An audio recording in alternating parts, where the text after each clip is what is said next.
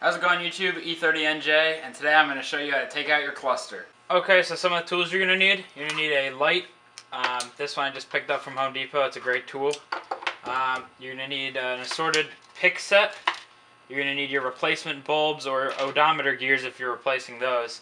You're going to need a Sharpie marker of any color, really. Some assorted pliers. I find that these little needle nose, real pointy ones, are the most useful. You're going to need a whole bunch of flathead screwdrivers, and especially a really tiny one. I'll show you that later. You'll need some Phillips head screwdrivers. A whole assortment is great. Little ones, big ones.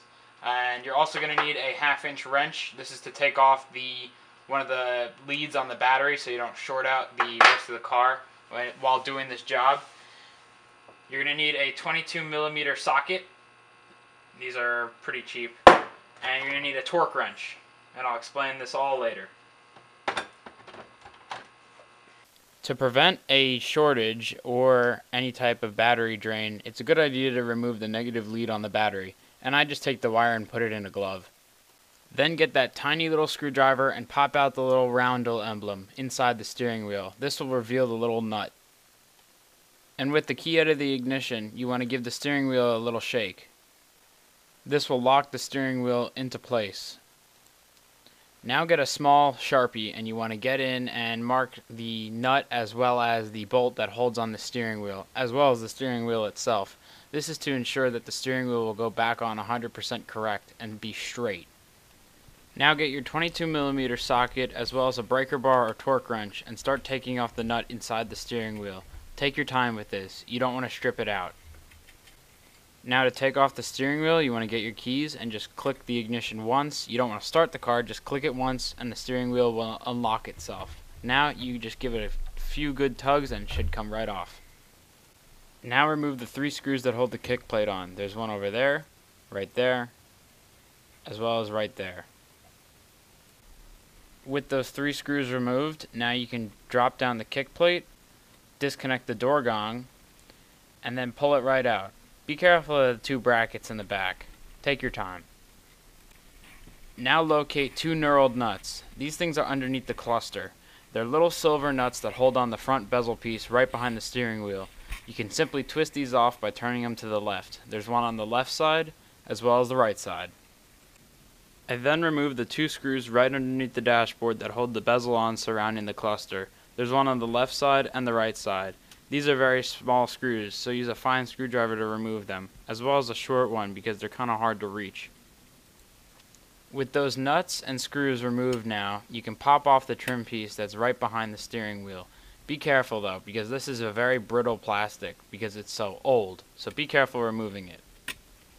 And with that trim piece removed, you will expose 2 screws, one on the right side and the left side, and remove them.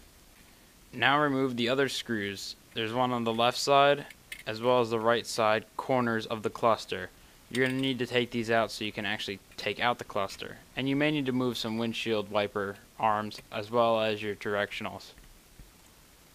Now you can just pull out the bezel.